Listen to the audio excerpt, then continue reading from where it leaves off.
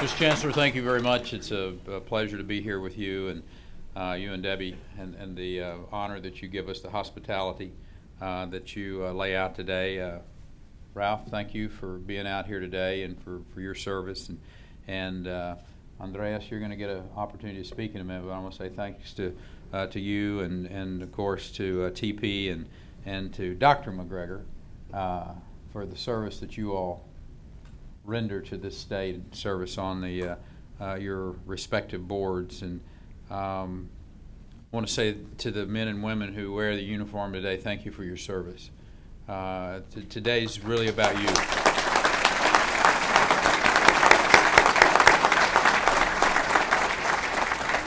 And this is paying people back is really about what today's all about. And the way that we can, the ongoing effort that we as citizens of this state pay back to the young men and women who sacrifice, in some cases, everything they have to allow us to live in a country that is free and enjoy the liberties that you all make possible. That's not a task that's to be undertaken lightly. And this focus on being able to say thank you. Americans fighting men and women have always been ready to stand in the gap between those who would take our freedoms away from us, facing those forces of tyranny and oppression who stand in violent opposition to our way of life, the values that we hold dear in this country. The sacrifices made by our military members are profound.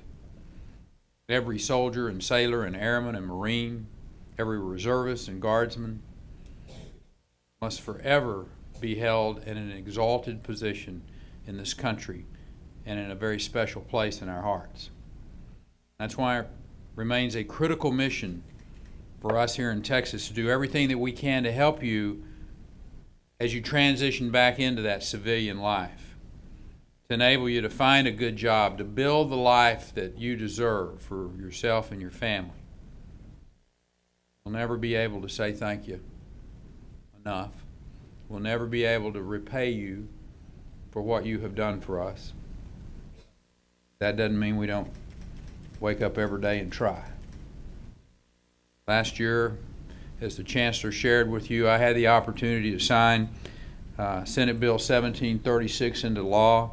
College Credit for Heroes was the appropriate name of it, to help our veterans gain those college credit for training and skills that they've already acquired in the military. This program helps veterans save money on tuition.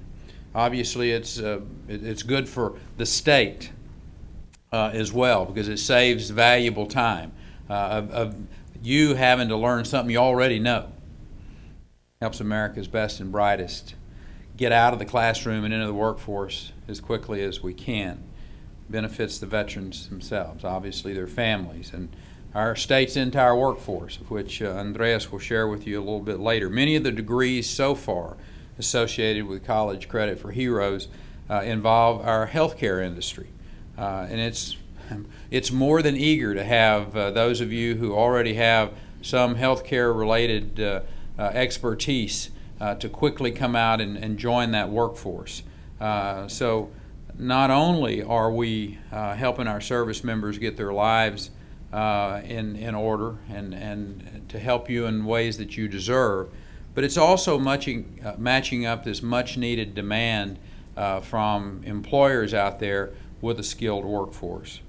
It's kind of a win-win-win situation, which is kind of rare in the world that we live in today, that everyone is better suited. This is one of those classic examples, Ralph, where those of you in the legislature identified a need and getting people into our workforce. You know, we're blessed to live in a state where we're creating more jobs than any other state in the nation, and we need to have that workforce be prepared for those jobs as those companies either grow in Texas or they move from some other state to come here because of the environment that Ralph, you and your colleagues have helped create here.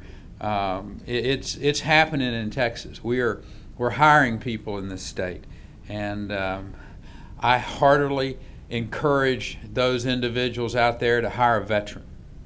Our initial efforts in developing this program involved the development of standards for assessing military training, assessments that then can be used by the colleges. We also saw some real innovation, Mr. Chancellor, in the institutions. We had a promising pilot program at 7 community colleges, which are some of which I should say are represented here today.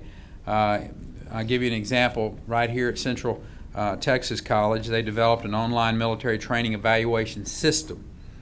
That's a website that matches a veteran's military experience with the course credit available through the system. You mentioned how many people already hit that website, and there are other colleges that are partnering in this program. System also provides them with a path towards a variety of college degrees. Now, at Houston Community College, for instance, they developed the Accelerated Alternative Delivery Program, which helps veterans trained in surgical technologies and techniques qualify for a national accrediting exam without duplicating the training that they had already been through. I'm sure those of you who've been through that program, you've been to BAMC, you learned some of the most high-tech, most innovative and cutting-edge techniques that are going on in those surgical technology fields. So the idea that you'd have to be retrained doesn't make sense. And that program has been highly successful. It is also involved developing a refresher course for veterans preparing to take the national exam. And it's going to provide up to 37 credit hours towards an associate's degree in allied health. At Temple College, they've created an accelerated emergency services program for veterans. It cuts the amount of time needed for veterans with medical experience to receive either their level 1 or level 2 EMT certificates by up to a year. Of course, there are credits available in non-healthcare fields as well, with credit available for math and science courses, depending on that veteran's experience in service. Those are just a few of the programs that are ongoing or that we're seeing in development across the state, which moves us closer to our goal of getting these skilled veterans into the workplace faster. I think every institution of higher learning in our state should take a close look at what you all are doing. I think this is the model for the rest of the state from the standpoint of being able to move our veterans from their military service and transport them into their civilian life as quickly as we can.